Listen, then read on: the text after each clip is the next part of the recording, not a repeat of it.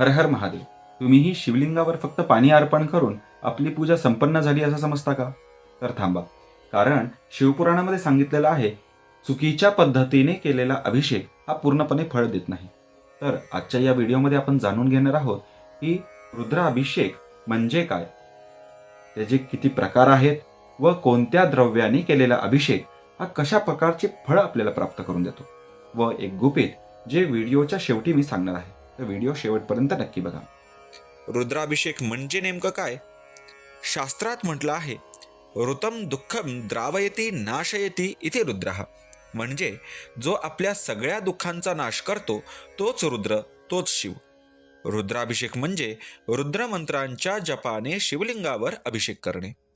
ही फक्त पूजा नाही, ही आपल्या कर्मांना जाळून टाकणारी साधना आहे. रुद्राभिषेकचे 5 शक्तिशाली प्रकार आहेत. पहिला प्रकार, साधा रुद्राभिषेक. रुद्रसूक्त पठनासह जलाभिषेक, दैनंदिन पूजेसाठी खूपच उत्तम. दुसरा प्रकार आहे रुद्री किंवा त्याला एकादशनी सुद्धा म्हणतात. रुद्राध्यायाचा 11 वेळा पाठ करणे म्हणजे 11 रुद्रांना प्रसन्न करण्याचा उपाय. तिसरा उपाय आहे लघुरुद्र. 11 एकादशनी म्हणजे 121 वेळा रुद्राचा पाठ हा मोठ्या संकटांपासून मुक्तीसाठी प्रभावी आहे. चौथा प्रकार आहे महारुद्र. लघुरुद्राच्या 11 आवृत्ती, मोठे ग्रहदोष, दीर्घकाळाची अडचण दूर करण्यासाठी. पाचवा प्रकार आहे अतिरुद्र. 1331 वेळा रुद्री पाठ म्हणजेच एकादशनीचा पाठ. दुर्लभ कृपा, महाफळ आणि भाग्योदयासाठी चांगला आहे. कोणता पदार्थ अर्पण केल्यावर कोणते फळ मिळते? फक्त पाणी घालणं पुरेसं नाही. योग्य पदार्थ निवडला तर योग्य फळ मिळतं. संकट शांती, पर्जन्य वृष्टीसाठी जलाने अभिषेक करावा. रोग व दुःखांच्या नाशासाठी कुश म्हणजेच दर्भाच्या पाण्याने अभिषेक करावा. पुत्रप्राप्ती किंवा मनोकामना पूर्ण करण्यासाठी दुधाने अभिषेक करावा.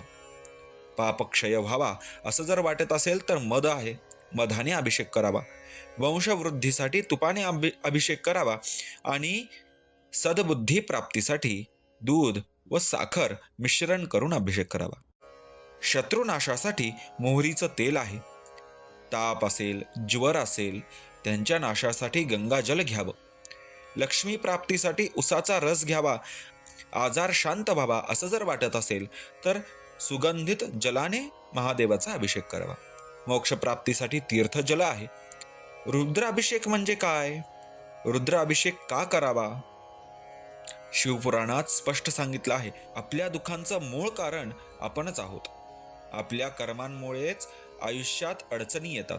रुद्राभिषेक केल्याने पाप नष्ट होतात, ग्रहदोष शांत होतात, रोग शत्रू भय दूर होतात, मन शांत होतं आणि शिवकृपा प्राप्त होते. असं म्हटलं जातं की एका शिवाची पूजा म्हणजे सर्व देवांची पूजा. जर आयुष्यात सतत त्याच त्याच अडचणी येत असतील तर समजून घ्यावं, आता साधी पूजा नव्हे, रुद्राभिषेकाची वेळ आली आहे. या महाशिवरात्रीला किंवा श्रावण महिन्यात किमान एकदा योग्य विधीने रुद्राभिषेक नक्की करा. हर हर महादेव. व्हिडिओ आवडला असेल तर लाईक करा, शेअर करा आणि आमच्या या चॅनेलला सबस्क्राईब करायला विसरू नका. ओम नमः शिवाय.